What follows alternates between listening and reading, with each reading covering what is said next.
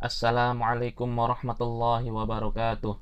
Alhamdulillahirabbil alamin. Assalatu wassalamu ala asyrafil anbiya'i wal mursalin sayyidina wa maulana Muhammad wa ala alihi wa sahbihi ajma'in. Amma ba'd. Alhamdulillahirabbil alamin, kita masih diberi nikmat sehat sehingga kita dapat melaksanakan pembelajaran jarak jauh. Ya, di hari ini kita akan belajar tentang gaya Lorentz. Oke. Sebelum kita mempelajarinya lebih lanjut, alangkah baiknya kita mereview sejenak materi yang sudah kita pelajari di pertemuan sebelumnya. Oke, di pertemuan sebelumnya itu kan kita sudah membahas tentang elektromagnet ya, yaitu magnet yang dibuat dari aliran listrik, arus listrik DC ya. Oke, pada pertemuan kemarin itu ada beberapa yang masih belum paham cara menentukan kutub magnetnya. Baik, mungkin bisa kita bahas di sini ya. Jadi untuk proses pembuatan magnet listrik ya atau elektromagnet itu ada di gambar di sebelah kiri, dan yang di gambar sebelah kanan ini hanya sebatang besi ya yang tidak bersifat magnet. Baik, langkah pertama kita lihat dulu gambar yang di sebelah kiri ya, karena ini adalah magnet yang terbuat dari aliran arus listrik DC ya. Langkah pertama yang harus kita perhatikan adalah tentukan kutub positif dan negatif pada baterai. Nah, di sini kan digambarkan baterainya itu dua garis ya, satunya pendek, satunya lebih panjang. Yang garis yang lebih panjang ini itu adalah kutub positif baterai. Yang lebih pendek itu adalah kutub negatifnya baterai. Oke, seperti yang sudah kita pelajari di semester kemarin ya, itu kan arus listrik itu mengalir dari potensial ya, atau dari kutub positif menuju ke kutub negatif, dari potensial tinggi ke potensial rendah. Akibatnya apa? Akibatnya timbul arus listrik ya. Jadi langkah pertama yang harus kalian lakukan adalah menentukan arus listriknya terlebih dahulu. Dari mana? Dia berjalan ke kanan, kemudian naik ke atas, lewat belakang, baru ke depan, ke depan, ke depan, ke depan, kemudian kembali lagi ke baterai. Setelah kalian menentukan arah arusnya, baru kemudian kalian menentukan kutub magnetnya ya. Arah kutub magnetnya itu memakai kaidah tangan kanan. Caranya adalah kalian genggam bolpen atau pensil ya. Kemudian bolpen atau pensil kalian itu kalian ibaratkan seperti batang peki. Kemudian keempat jari tanganmu itu arahkan ke arah bawah ya, sehingga kutub utaranya itu ada di sini ya, di titik P, dan kutub selatannya ada di titik P. Ini kutub selatannya. Jadi seperti itu.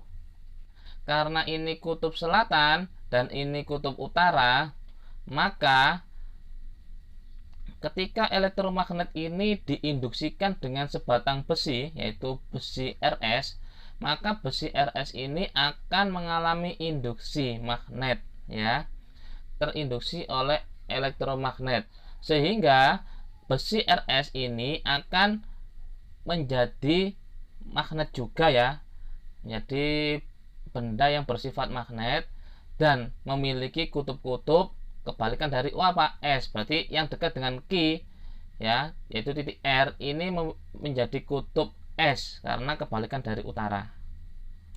Terus karena di titik R ini kutub selatan, maka di titik S ini pasti kutub utara. Sehingga titik P ini kutub selatan, Q kutub utara, R ini kutub selatan, S ini kutub utara. Jadi seperti itu cara menentukan kutub pada magnet ya, baik itu pada magnet elektromagnet ya, baik itu pada elektromagnet maupun pada induksi magnetik. Baik, saya kira itu yang dapat kita review ya. Baik, itu review materi sebelumnya. Untuk lebih jelasnya kalian bisa membuka buku elektronik IPA-nya, silahkan dibuka sambil menunggu kiriman buku paket ya, dan juga handout kalau diperlukan. Oke, langsung saja kita bahas ya mengenai konsep elektromagnet. Jadi konsep elektromagnet ini ditemukan oleh seorang fisikawan asal Denmark yang bernama Hans Ørsted ya.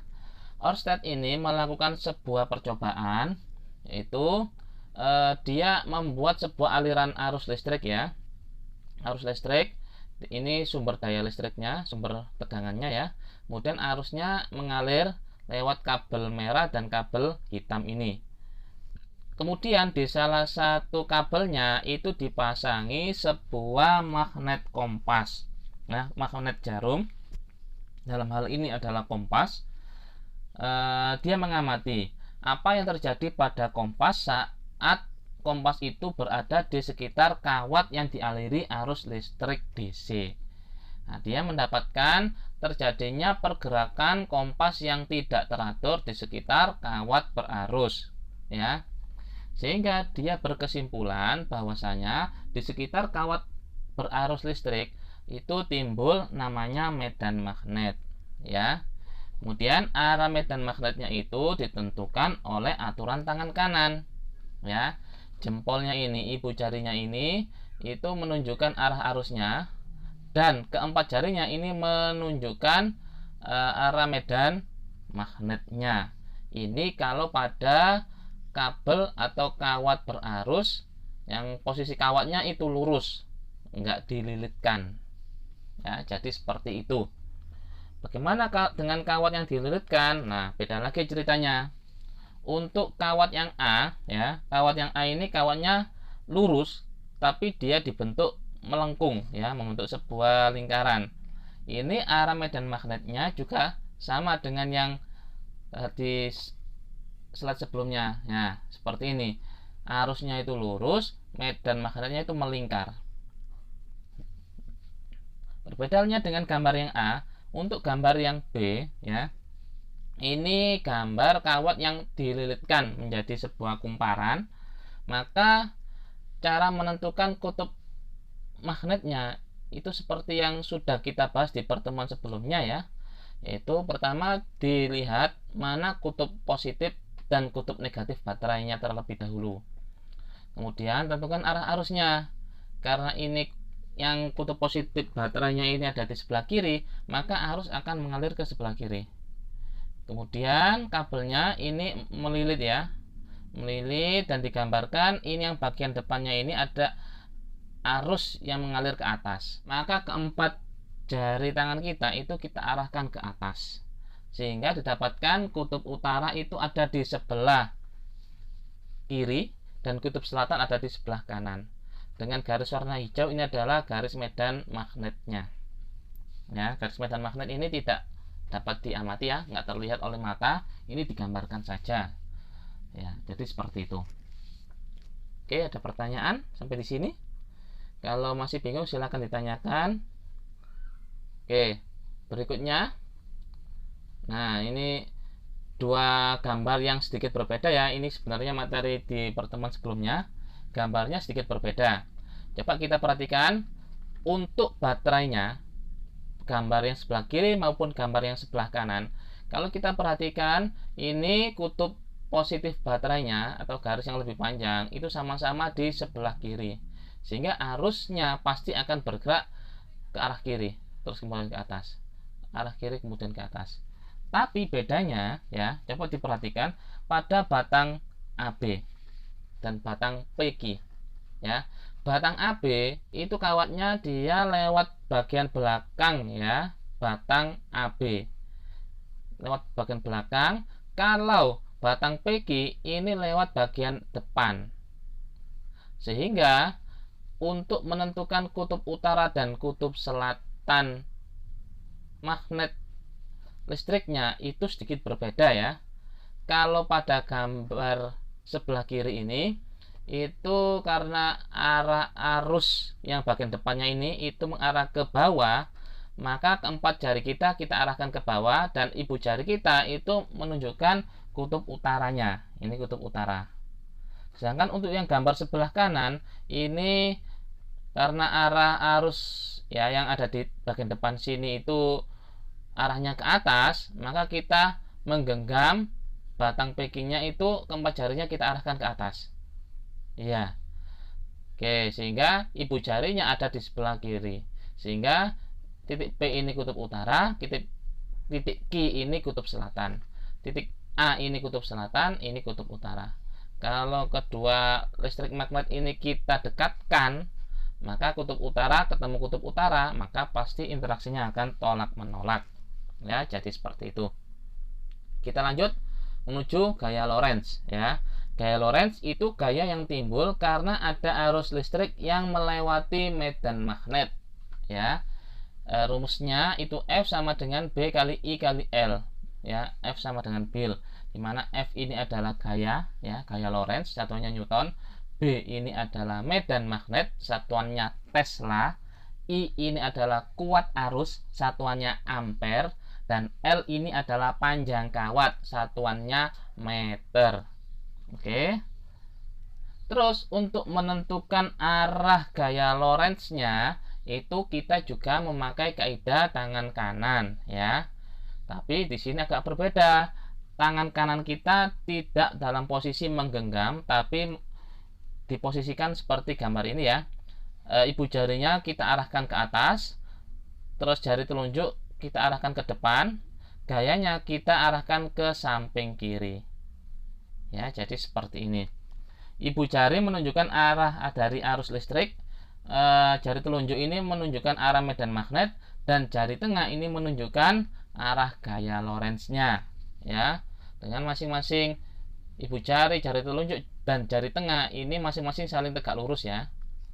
Kalau digambarkan bisa seperti ini. Nah, ini kuat arus atau I, dan ini medan magnetnya B, ini saling tegak lurus. Terus B sama F ya, medan magnet sama gaya Lorentz ini juga saling tegak lurus. Gaya Lorentz sama I ini juga saling tegak lurus. Itu cara menentukan gaya Lorentz. Kita praktekkan di contoh soal ya.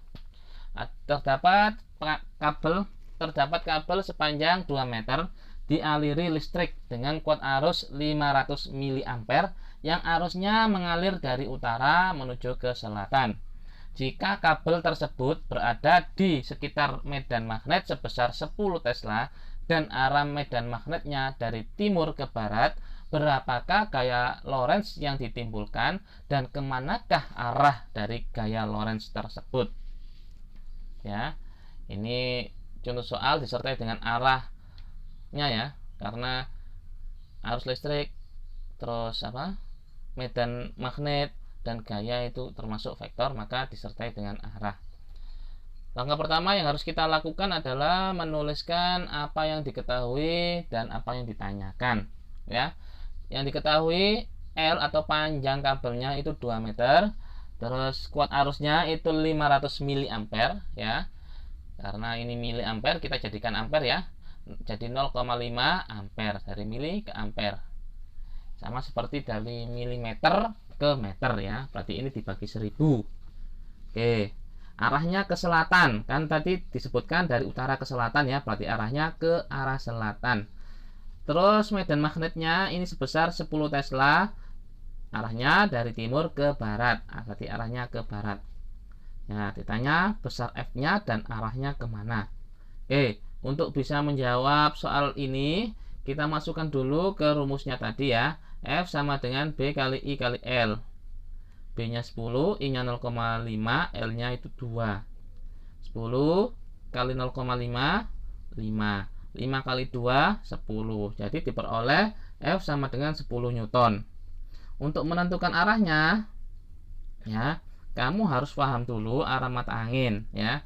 Kalau arah mata angin kita gambarkan di sebidang kertas, maka bisa digambarkan seperti ini ya. Arah utara itu ke arah atas, timur ke arah kanan, selatan bawah, barat sebelah kiri. Kemudian dari sini kita gambar ya, kuat arusnya ke arah mana dan medan magnetnya ke arah mana Yang pertama kuat arusnya, itu kan tertulis ke arah selatan ya. Karena dia ke arah selatan, maka kita gambar garis ke arah selatan ya. Yang warna merah ini menunjukkan arah dari kuat arusnya. Kemudian medan magnetnya ke arah barat, berarti arahnya kita gambar garis yang arahnya ke arah barat ya. Medan magnet atau B saya gambarkan dengan garis warna hijau. Oke, kalau kita menggunakan kaidah tangan kanan ya, kuat arus tadi kan diwakili oleh ibu jari ya. Kuat arus kan I, berarti ibu jari kita arahkan menuju arah selatan.